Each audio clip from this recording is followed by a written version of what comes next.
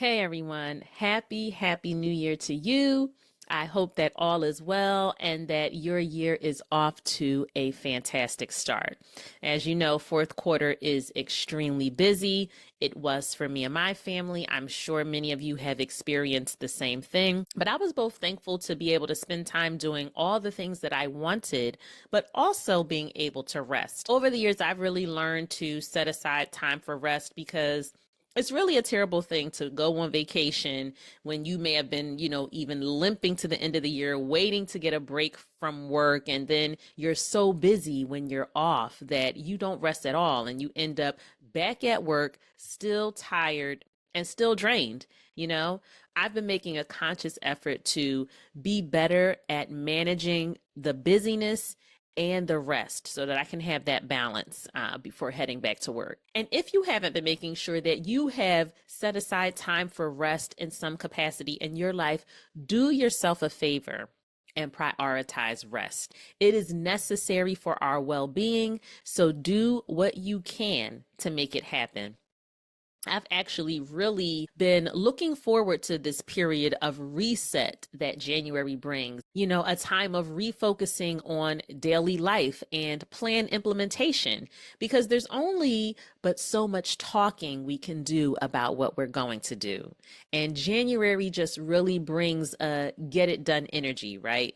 That I really love and embrace outside of traditionally setting resolutions. Now, don't get me wrong. I love the holidays. I love attending events. I love hosting events. I love being in community. But that holiday energy, y'all, is not sustainable. It will leave you longing for a nap and a smoothie, okay? And so bringing it down a notch or two feels really, really good. And I'm just ready to refocus on life in all of its normalcy and how I can improve my day-to-day experiences overall. Now, the last quarter of 2024, I talked a bit about a few things that I wanted to make sure remain top of mind for me, not only through the holiday season, but also into the new year as well, which included, letting go of multitasking and also being financially responsible with our coins, right? Because multitasking really does impede on our focus. And when you get focused, you can see much more clearly what you could or should be doing in the Department of Finances.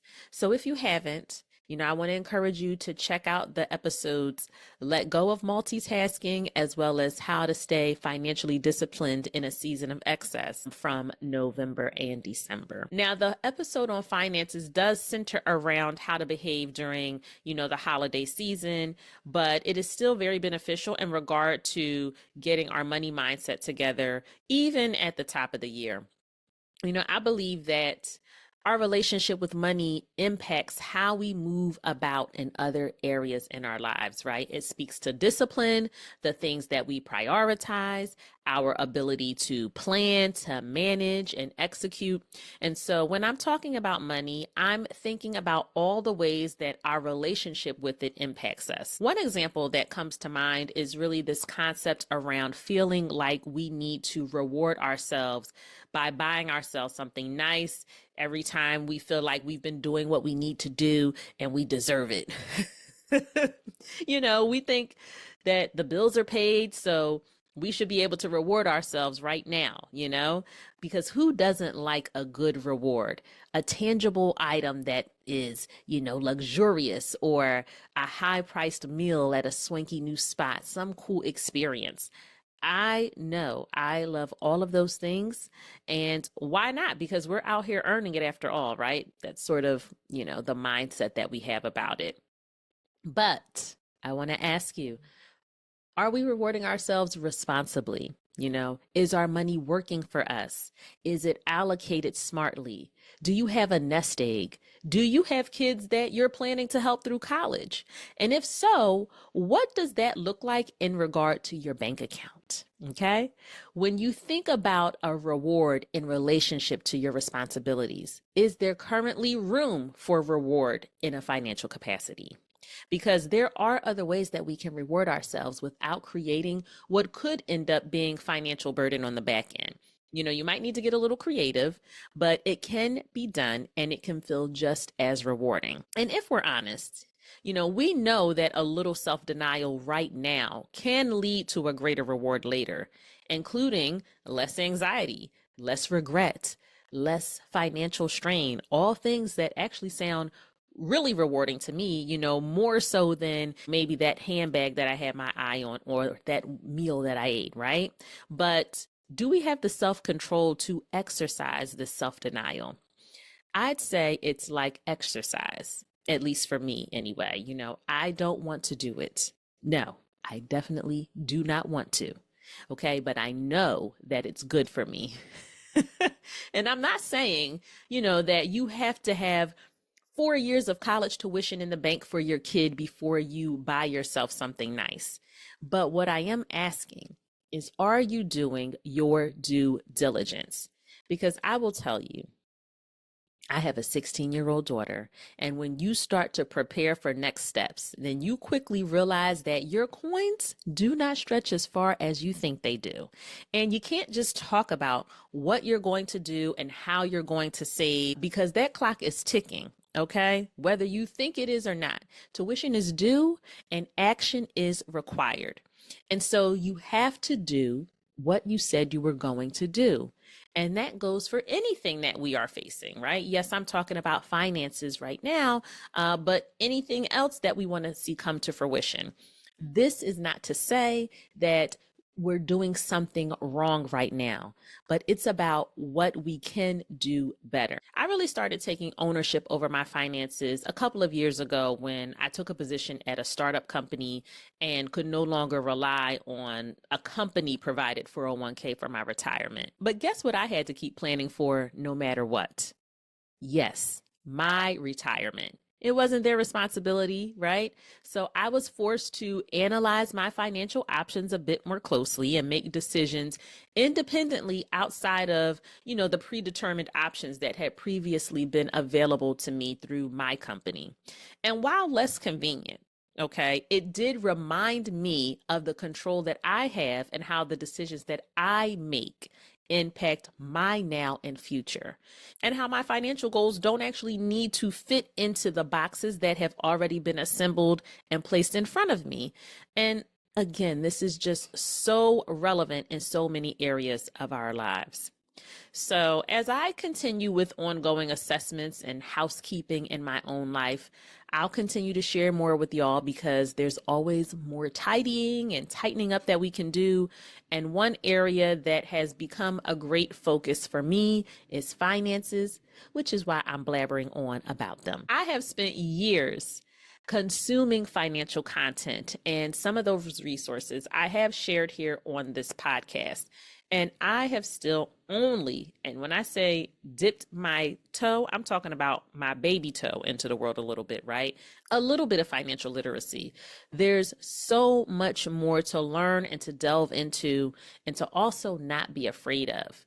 But again, one thing about time is that it will remind you of all that you have done as well as all that you have not done. And I want to reframe that statement, right? And say that time will remind you of all that we have yet to achieve because we are blessed to still be on the journey and we can still make a change. And so doing things better and getting things cleaned up is more than likely going to require us to do something differently. If not differently, it's going to require us to do more of something that we already do well. But in either case, it's going to require a change of behavior on our part. So, what then is the plan? And how are you going to implement it? Again, I used finances as an example, but also if there are any other plans that you have crafted for the new year or even before that you may have abandoned, it applies here too. And I need y'all to know that I am never going to stop talking about the topic of implementation because implementation is literally the foundation for greatness in our lives. That's why it's so challenging, right?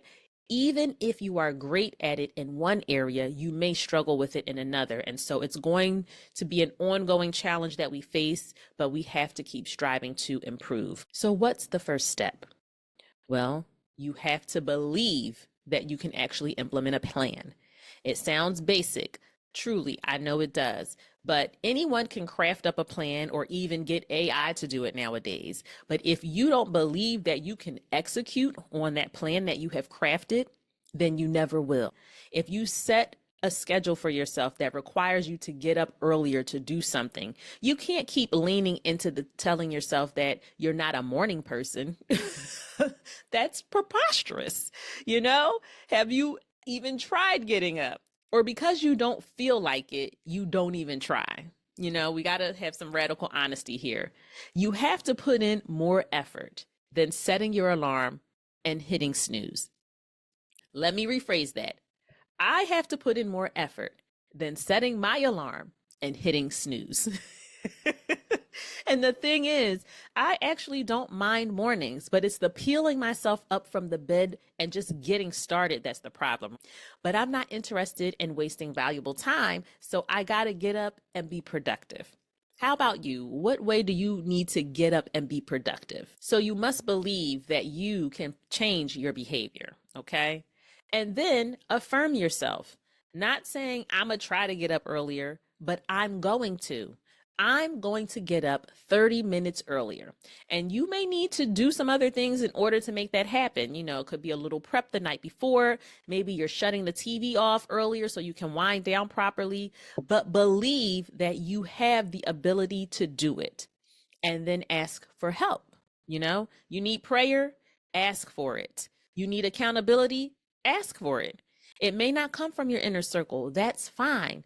Step out of your comfort zone because, again, if we're being honest, you might need to reclassify that comfort zone as your zone of hindrance. Okay. Call it what it is. So get out of the zone of hindrance. Don't hold yourself back. Don't allow yourself to get discouraged. And I am so guilty of this discouragement part, y'all, especially in this podcasting space. So if ever a moment when I'm talking to myself, is now, which is mostly all of the moments on this pod, but that's neither here nor there. Roll with me here, okay? But there are literally hundreds of thousands of podcasts in the world today. Hundreds of thousands, which is extremely intimidating. And sometimes I'm like, am I even making an impact? Yes, people say, oh, you find your crowd, you find your niche, you find your people. That sounds good, right? But it's still very intimidating when you think of yourself as a needle in a haystack. And this is how God is, y'all, because on those weeks when I'm like, what am I doing? Okay. What am I actually doing out here in these podcasting streets? I end up getting a word of encouragement back from one of you. And then I'm reminded of my why and that I am in alignment with the purpose that God has for me, which is what matters most of all. I'm not out here competing with anyone. And I hope that you recognize that you aren't either, because it's much easier to put your plan into action when you remove the invisible burden of competition because it will eliminate the barriers. So ask for help in the same way I ask for reviews or ratings, your thoughts and feedback on here, because we hold each other up and we hold each other accountable. And that is the way that it was meant to be. So tap in.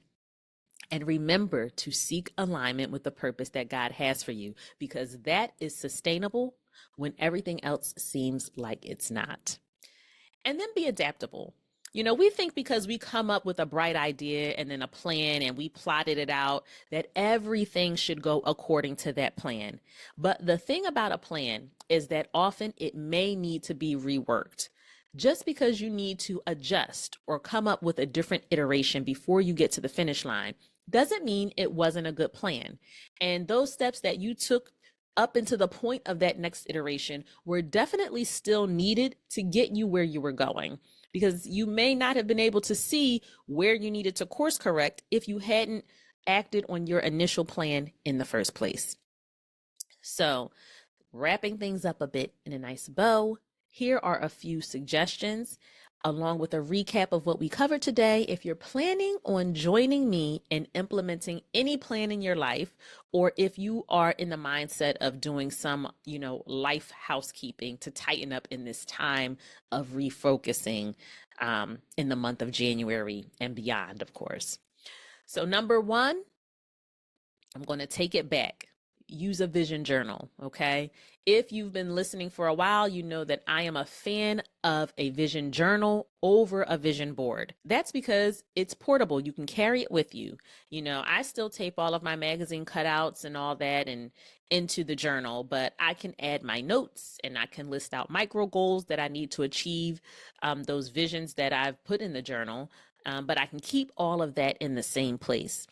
I talk about the vision journal a bit more in the episode, The Goal versus the Journey. So if you want to check it out, I'll link it in the show notes. But there's also a great planner called The Visionaries Planner by Deanna Nicole, who was a previous guest on the podcast.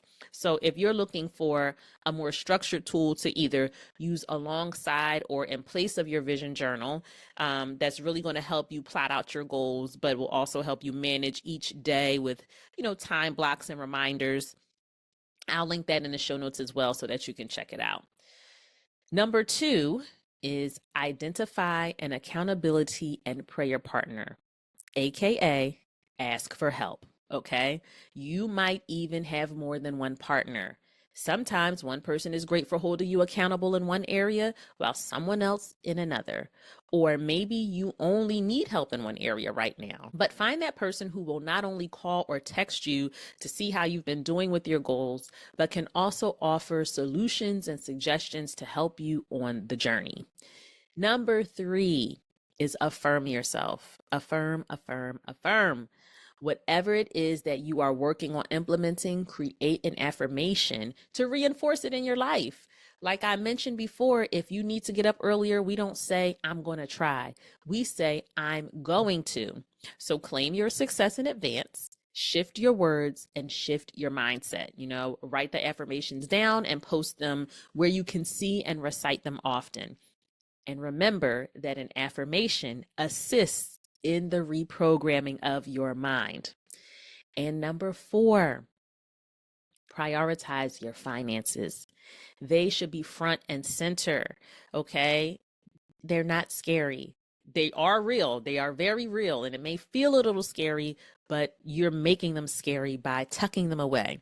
So remember the impact that it's going to have on you beyond your wallet when you put together a budget or consider saving or investing. How you handle your finances is in direct correlation with planning and implementation in other areas of your life. So you can't have all these other areas of your life all together and then you put your finances in a box in a corner and never address them and expect continued success. So I'll share a quote from Lori Greiner today. You can always find a solution if you try hard enough. Listen, y'all, implementing your plan is finding a solution, okay? It's your roadmap to achieving your goals. Every time you achieve something on that plan task list, you are one step closer. You are clearer, you are better, you are more aligned. So I pray that you are ready to refocus and make 2025 a year you won't want to forget because you will have experienced the transformation and alignment that you have been searching for. Thanks so much for listening today. If what you have been hearing has been beneficial to you, don't forget to rate, review, and subscribe to the pod. Share the episode, tell a friend, tell a stranger. Do all the things to help grow the community because we are stronger together. And as always, please send your feedback my way and share topics you'd like to chat about. And I can't wait to chat with y'all all again next week. So take care until then.